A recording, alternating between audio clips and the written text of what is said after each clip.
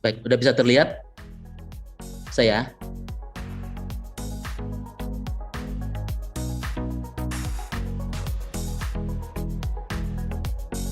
Halo?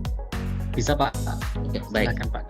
Baik, di sesi kali ini kami lebih khusus tentunya mensesuaikan program KIP Kuliah khususnya pada sosialisasi pendaftaran KIP Kuliah Merdeka tahun 2023. Tadi Budia sudah menyampaikan mulai di tanggal 13 Februari kemarin kita sudah membuka pendaftaran KIP Kuliah Merdeka yang tentunya kemarin juga ditandai juga dengan pendaftaran di SNBP yang walaupun hari ini untuk SNBP sudah selesai dan sedang menunggu hasil gitu ya pengumuman, dan sebentar lagi tentunya akan ada pendaftaran SNBT ataupun seleksi mandiri baik di PTN maupun di PTS. Saya coba ingin menyampaikan terkait dengan seperti apa hal-hal yang perlu disiapkan oleh adik-adik sekalian atau informasi terkait dengan pendaftaran KIP kuliah juga seperti apa. Baik, apa yang menjadi tujuan dari KIP kuliah ini adalah bagaimana bisa meningkatkan perluasan akses gitu ya dan kesempatan belajar di perguruan tinggi bagi calon mahasiswa dari keluarga yang tidak mampu secara ekonomi. Yang sering kita bilang gitu ya bahwa KIP kuliah itu adalah untuk menyasar kepada kelompok masyarakat yang miskin atau rentan miskin gitu. Tadi juga Bu Dia sudah dalam sambutannya menyampaikan bahwa ini kesempatan ya buat adik-adik sekalian dari kelompok keluarga yang kurang mampu, yang tidak mampu secara ekonomi. Ini kesempatan buat adik-adik sekalian untuk bisa berkontribusi tentunya, bisa mengambil peran-peran ini dengan berkuliah tentunya untuk bisa dengan fasilitas KIP kuliah. Yang berikut juga dengan KIP kuliah tentunya kita bisa meningkatkan prestasi akademik mahasiswa baik di akademik maupun di non-akademik. Jadi tentunya bukan hanya bagaimana orang yang tidak mampu secara ekonomi, tapi nanti setelah juga mendapatkan KIP kuliah dia bisa menunjukkan prestasinya gitu ya, baik di bidang akademik gitu ya, ataupun di non-akademik. Menjamin keberlangsungan studi dari daerah anak kita 3T atau anak yang terkena bencana gitu, dan yang paling terakhir tentunya bisa bagaimana dengan bantuan KIP kuliah ini itu bisa meningkatkan angka partisipasi kasar pada pendidikan tinggi. Artinya semakin banyak masyarakat yang terfasilitasi ikut serta dalam bagaimana mengenyam pendidikan gitu ya di pendidikan tinggi, dan itu pasti akan meningkatkan angka partisipasi gitu. Yang berikut ingin kami sampaikan adalah adik-adik sekalian, dari jumlah mahasiswa penerima manfaat bidik misi dan KIP kuliah dimulai waktu dulu bidik misi tahun 2010, dan mungkin ini informasi yang juga adik-adik sekalian sudah mengetahuinya, bahwa sekarang itu jumlah penerima manfaat KIP bidik misi sejak 2010 sampai tahun 2022 itu sudah ada sekitar 1,2 juta. Ini angka yang tidak kecil ya adik-adik sekalian. Dan ini juga saya pikir ya Mas Rizal mungkin bisa berkontribusi untuk bagaimana ini kita bisa melihat, atau Mas Adit Mas Adit adalah bentar lagi demisioner, dan saya pikir juga dari misal forum-forum bidik misi misalnya ini juga berperan aktif ingin melihat jumlah penerima manfaat ini yang sekarang dia misalnya sudah selesai, itu mereka sudah pada posisi seperti apa gitu. Apakah mereka sudah bekerja kah? Kalaupun dia bekerja pada sektor-sektor mana gitu. Karena kita berharap anak-anak penerima KIP kuliah ini setelah dia tamat tidak menjadi seorang sarjana, maka dia akan pada akhirnya dia harus sudah terlepas dari keunggungan yang disebut dengan keterbatasan ekonomi gitu, tidak mampu secara ekonomi atau masuk ke kelompok kategori miskin. Jadi setelah dia sarjana dia nggak boleh lagi dia miskin gitu kan, karena dia sudah punya kemampuan, punya skill gitu ya. Dia sudah menjadi seorang sarjana sehingga dia sudah bisa menghasilkan, sudah punya penghasilan sendiri lah, punya pekerjaan, punya penghasilan sendiri gitu, sehingga tidak lagi menjadi keluarga yang miskin gitu. Di tahun 2023 ini rencana kita ya jumlah penerima manfaatnya ini sedang kita godok juga, mudah-mudahan setiap tahun pada angka-angka itu yang kita ingin bisa gelontorkan gitu. Adik-adik sekalian, ini sangat penting sebetulnya, siapa sebetulnya yang berhak untuk mendapatkan KIP kuliah itu. Yang berhak yang mendapatkan KIP kuliah adalah pasti siswa-siswi SMA gitu ya, SMK atau sederajat. Yang sederajat itu misalnya dia siswa-siswa madrasah aliyah, siswa-siswa yang alumni paket C, misalnya pendidikan kesetaraan yang paket C, itu bisa juga berhak mendapatkan KIP kuliah. Jadi bukan hanya anak-anak yang KIP kuliah itu hanya untuk anak SMA saja gitu. KIP kuliah itu hanya untuk anak SMK saja. Enggak. Anak SMA, SMK gitu ya, lulusan madrasah aliyah paket C itu bisa dengan ketentuan bahwa itu lulus pada tahun berjalan atau maksimal dia 2 tahun sebelumnya. Jadi kalau misalnya kita bisa melihat misalnya untuk KIP kuliah, pendaftaran KIP kuliah di tahun 2023 ini, itu berarti anak-anak itu adalah anak-anak SMA ya tamatan tahun 2023 sama 2 tahun sebelumnya, berarti dia tahun 2020 dan 2021 gitu. Pak Muni, kalau misalnya angkatan 2020 gimana? Ya sudah tidak bisa tentunya, karena kita batasi pada tahun berjalan dan 2 tahun sebelumnya. Dan perlu kami sampaikan juga bahwa ini penegasan dan kepada adik-adik sekalian bahwa KIP kuliah itu diperuntukkan kepada mahasiswa baru gitu. Jadi kalaupun sering ada beberapa pertanyaan di lapangan bahwa Pak Muni, saya juga sebetulnya masuk alumni tahun 2021, saya bisa masuk dong. Iya, tapi dia sudah posisi mahasiswa gitu, sudah semester 3 misalnya, atau sudah semester 5 misalnya gitu. KIP kuliah itu untuk mahasiswa baru gitu. Yang berikutnya adalah dulu seleksi penerimaan mahasiswa baru melalui jalur seleksi di perguruan tinggi ataupun di politeknik. Contoh kemarin di PTN misalnya, dan di baik PTA maupun PTV gitu ya, politeknik, itu ada yang disebut dengan kemarin seleksi yang diadakan oleh SNPMB, Seleksi Nasional Penerimaan Mahasiswa Baru. Di sana ada 2 jalur seleksi, ada SNBP yang sudah selesai dan sekarang menunggu hasil, yaitu seleksi nasional berdasarkan prestasi, dan ada seleksi nasional berdasarkan tes yang sebentar lagi akan dibuka dan tentunya akan di proses-proses mengikuti ujian UTBK, ujian tes berbasis komputer gitu. Nah ini, dan dia harus lulus seleksi itu baik di PTN maupun di PTS. Misalnya di PTN itu ada SNBP, ada SNBT, ada juga seleksi mandiri gitu ya, di PTS maupun juga ada seleksi mandiri. Pada ini adik-adik sekalian, ini juga penting menjadi perhatian dari adik-adik sekalian. Pada prodi yang terakreditasi secara resmi dan tercatat pada sistem akreditasi nasional yang sudah terintegrasikan dengan yang ada di PDDikti gitu. Jadi kita sudah integrasikan dengan PDDikti gitu ya. Jadi yang akreditasi prodi itu sudah ada di yang terakreditasi, tercatat pada sistem akreditasi nasional dan sudah tersinkron dengan PDDikti dan sinkron juga dengan sistem KIP kuliah. Jadi itu secara maksimum dia minimal C atau dia baik gitu. Jadi harus dipahami juga bahwa pada prodi-prodi yang sudah terakreditasi gitu. Yang ketiga adalah memilih potensi akademik baik tetapi berasal dari keluarga yang keterbatasan ekonomi. Gini, anak-anak pendaftar KIP kuliah itu juga harus membuktikan bahwa dia punya potensi akademik baik. Salah satu bukti dia potensi akademik baik adalah misalnya dia lulus tes gitu. Di seleksi masuk perguruan tinggi dia lulus gitu. Lulus tes misalnya dia pakai seleksi raport prestasi gitu. Itu berarti dia punya potensi akademik baik.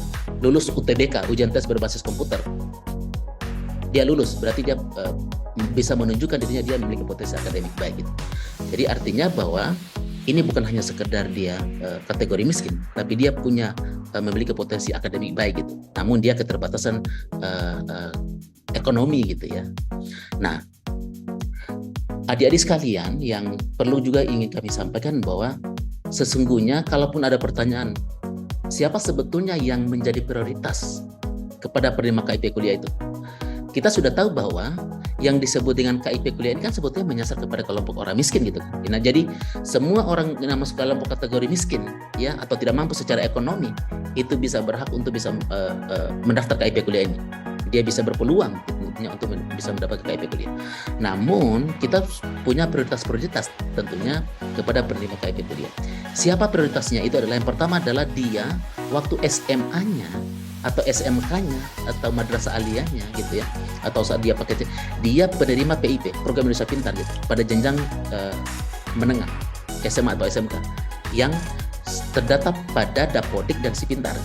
Jadi kita juga sudah integrasikan di sistem KIP kuliah itu sudah terintegrasi dengan Si Pintar, di mana Si Pintar adalah sistem informasi dari program Indonesia Pintar. Itu kita sudah baik integrasikan dengan namanya sistem Si Pintar itu. Jadi kalau ada pertanyaan, Pak Muni saya punya KIP gitu, tapi mungkin kartunya itu sudah kadaluarsa gitu. Mungkin KIP-nya saat dia waktu dia SD gitu dia bawa kartu fisiknya. Kita sudah integrasikan itu ya terkait dengan data-data yang terupdate di Si Pintar dan kita sudah integrasikan. Itu sudah by system gitu. Nanti sebentar di sistem bisa terlihat bahwa bagaimana kalau anak itu mendaftar dan saat sukses dan ada kartu peserta pendaftaran, nanti akan ada informasi di sana. Salah satunya adalah informasi bahwa apakah anak itu dia punya KIP atau tidak waktu SMA-nya.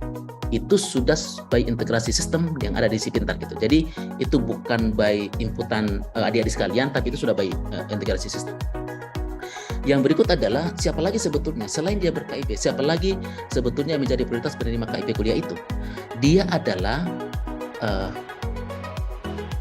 calon penerima atau adik-adik yang tamat SMA gitu ya, tercatat dalam DTKS, data terpadu kesejahteraan sosial gitu.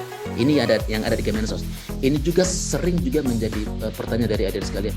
Saya sudah terdata dalam DTKS, kok saya tidak saat di kartu peserta pendaftaran KIP kuliah, kok saya nggak muncul DTKS-nya gitu.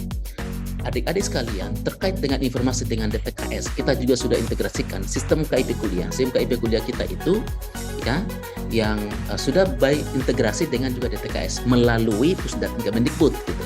Jadi kita data-data kita sudah data-data yang sudah terintegrasi, bukan juga by inputan gitu ya, yang misalnya dia sudah terdata dalam DTKS, dia sudah ngeprint bahwa ada, tapi nanti kita lihat bahwa bagaimana sinkronisasi di sistemnya terkait dengan data, apakah dia terdata dalam DTKS atau tidak gitu. Atau dia menerima bantuan sosial yang ditetapkan oleh Kemensos gitu. Misalnya dia PKH atau penerima bantuan iuran jaminan kesehatan PBJK gitu, atau bantuan program non tunai gitu. Ini juga sudah baik integrasi data-data itu. Nah, terkait dengan data ada dalam DTKS atau tidak, itu juga dalam kartu peserta pendaftaran itu sudah ada notifikasi juga di pojok kanan atas, itu sudah ada informasi apakah terdata dalam DTKS atau tidak. Itu sudah ada informasinya di sana. Yang berikut adalah ini hal yang terbaru yang sejak KIP kuliah tahun 2020 kita hanya waktu ber-KIP gitu ya, terus terdata dalam DTKS gitu ya, punya KKS, orang tuanya PKH gitu tadi penerima bantuan. Sekarang ada satu kriteria lagi menjadi prioritas penerima KIP kuliah terhadap keterbatasan ekonomi ini, yaitu adalah masyarakat yang masuk dalam kelompok masyarakat miskin maksimal pada desil 3 pada data pensasaran percepatan pembangunan penghapusan kemiskinan ekstrim itu atau P3KE yang ditetapkan oleh Kemenko PMK. Jadi ini yang terbaru juga. Nanti di sana memang ada beberapa desil, tapi yang menjadi prioritas kita pada penerima KIP kuliah untuk data P3KE ini adalah itu dia maksimum pada desil 3. Di sana juga nanti akan ada informasi adik-adik sekalian. Ada informasi terdata dalam P3KE dan masuk dalam desil keberapa gitu. Jadi desil kita yang kita prioritaskan itu ada desil maksimum 3 gitu. Nah ini adik-adik sekalian, mungkin adik-adik sekalian sudah pernah melihat atau dalam pendaftaran mungkin adik-adik sekalian sudah mendaftar dan melihat kok ini ada informasi terkait dengan P3KE, ada informasi terkait dengan desilnya. Ini bagaimana maksudnya? Desil saya misalnya kok desil 4 gitu. Berarti kalau dia masuk desil 4 tidak masuk dalam prioritas penerima berdasarkan data di P3KE gitu. Kalau berdasarkan data P3KE. Karena desil yang kita maksud sebagai prioritas penerimanya adalah maksimum pada desil 3. Yang berikut adalah pada ini juga sesuai dengan ada di Permen gitu ya, di Persesian juga bahwa masyarakat dari mahasiswa dari panti asuhan atau panti sosial. Yang berikutnya adalah ini juga sering ada pertanyaan, kalau saya saya miskin gitu, orang tua saya itu miskin gitu, namun saya sejak sekolah saya tidak pernah mendapatkan namanya KIP gitu, atau dalam data DTKS juga misalnya tidak terdata gitu. Begitu pula dengan data tidak terdata di P3KE, data P3KE tadi itu. Nah, terhadap kondisi seperti itu, pertanyaan kemudian sering muncul adalah, apakah saya tidak masuk dalam prioritas penerima? Masuk. tetap masuk.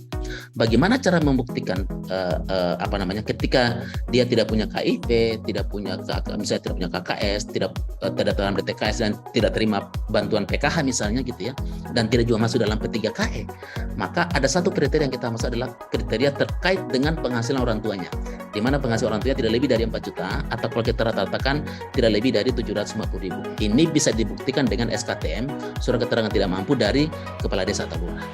Ini juga sering menjadi pertanyaan, saya orang miskin gitu, tapi ternyata saya belum terdaftar di DTKS, saya juga orang tua saya belum pernah terima PKH gitu, di P3KE juga saya belum terdata gitu, belum terima KIP gitu. Atas kondisi itu ini persyaratannya. Nih adik-adik sekalian, hal-hal yang perlu diperhatikan gitu ya, pendaftaran KIP kuliah itu sampai pada tanggal 31 Oktober tahun 2023, itu penetapan penerima kita upayakan mulai tanggal 1 Juli, tentunya pada berakhir sampai 31 Oktober itu sudah bisa menetapkan penerima.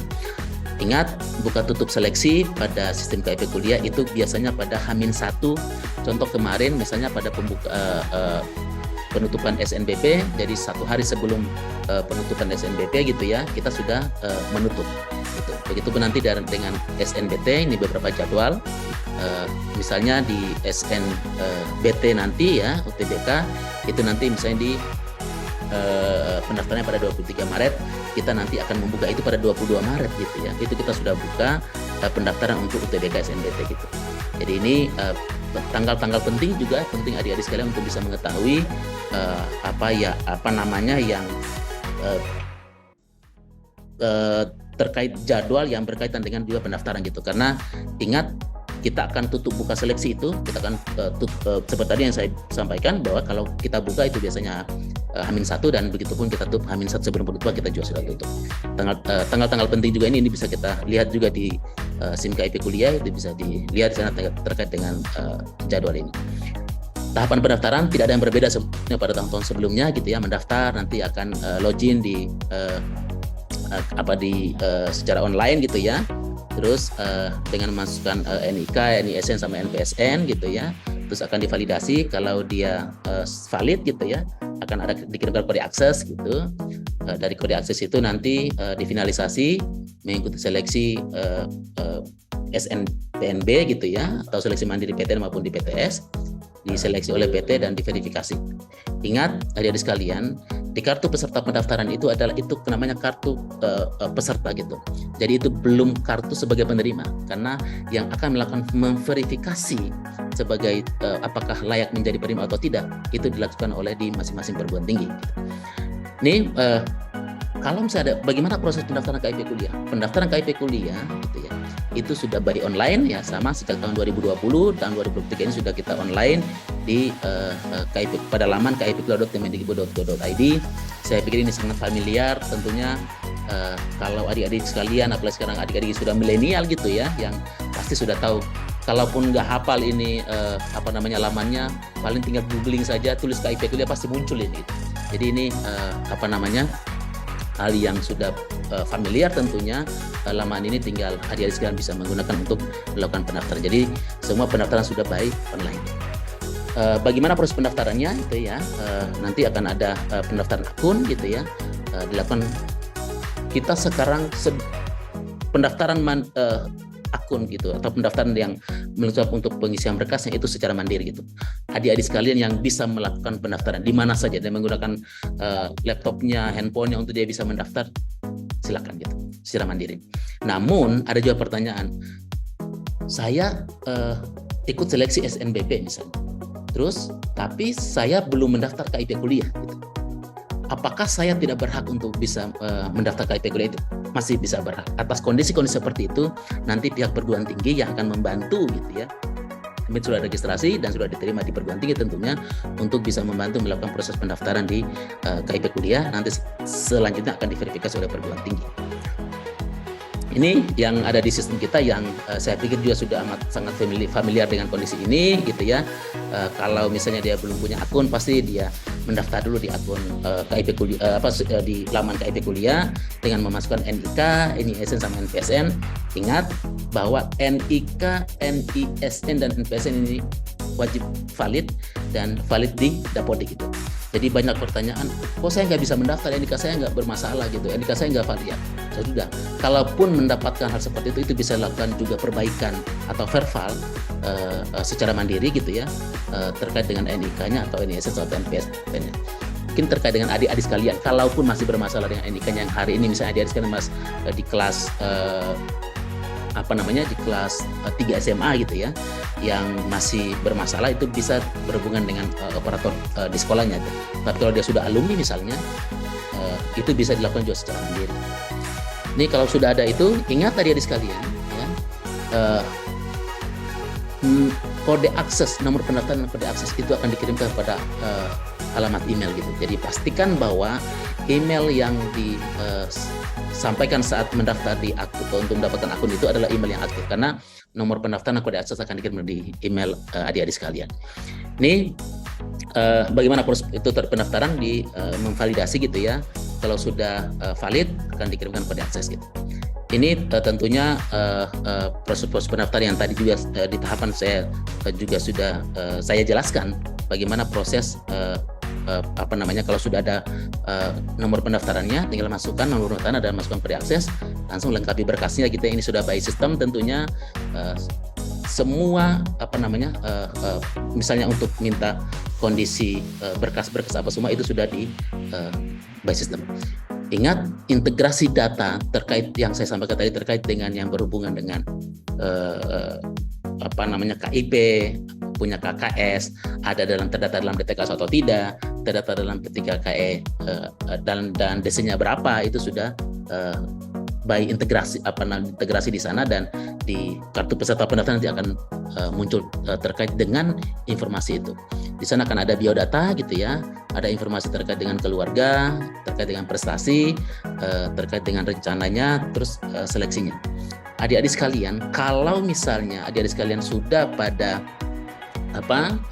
misalnya sudah salah satu saja ber-KIP misalnya, atau punya KKS atau terdata dalam DTKS, terdata juga dalam P3KE, itu secara otomatis setelah itu akan keluar kartu peserta pendaftaran. Tentunya dengan mengisi keluarga ya, prestasi dan rencana, dan juga memilih seleksi apa. Ini ya hal-hal yang akan di sistem ya terkait dengan keluarga gitu biasanya. Terus biodata itu nanti mungkin di sistem juga ini akan dibantu oleh Mas Dian nanti ya. Mudah-mudahan Mas Dian bisa bergabung untuk menjelaskan juga terkait dengan sistem ini. Baru akan memilih seleksi apa, misalnya sekarang itu ada SNPB, SNBP, SNBT gitu ya, solusi mandiri PTN maupun di seleksi mandiri PTS. Ini akan keluar informasi seperti ini ya adik-adik sekalian. Seperti yang saya sampaikan seperti tadi itu, kartu peserta pendaftaran akan keluar informasi terkait dengan apakah dia ber-KIP gitu ya, ini punya KKS kah, itu terdata dalam DTKS atau terdata di P3KE dengan status desil berapa gitu.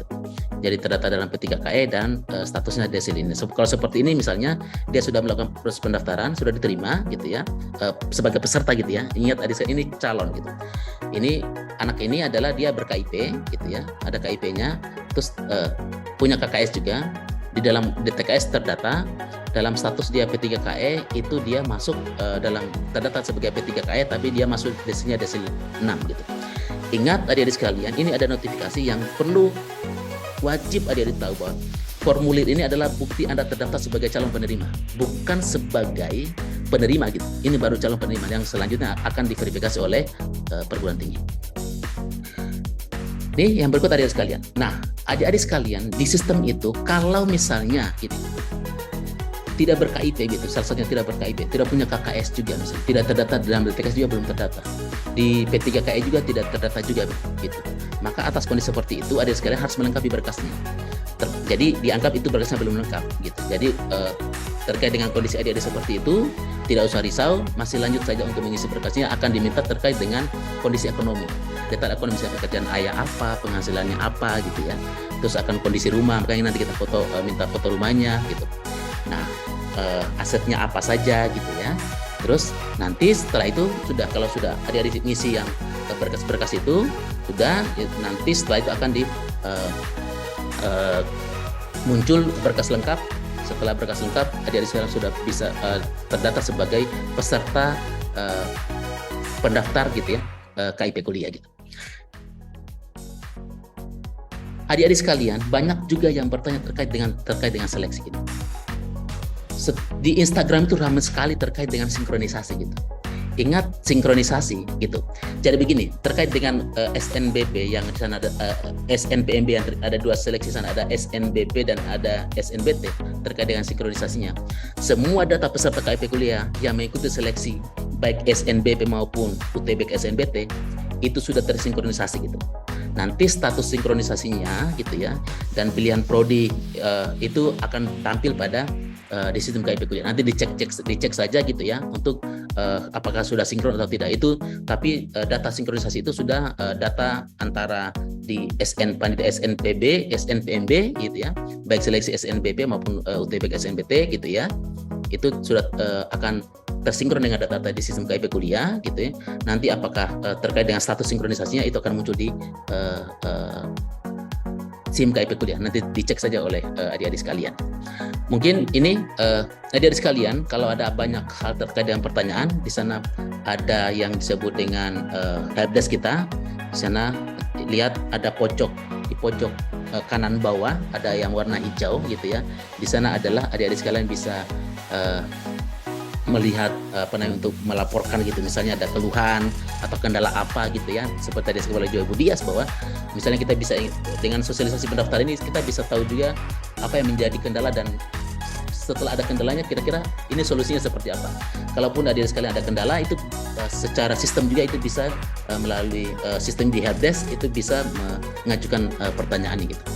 Begitupun dengan hal-hal dengan kalau misalnya adik-adik sekalian kurang paham terkait dengan bagaimana pendaftaran KIP kuliah ini, di sana sudah ada informasi terkait dengan FAQ-nya, terkait beberapa yang pertanyaan-pertanyaan sering muncul misalnya, dan di sana kita sudah ada berikan jawabannya terkait dengan pertanyaan-pertanyaan itu, terkait misalnya apakah KIP kuliah itu gratis, apakah KIP kuliah itu subsidiasi atau tidak, bagaimana cara pendaftaran, itu semua ada informasi di sistem KIP kuliah.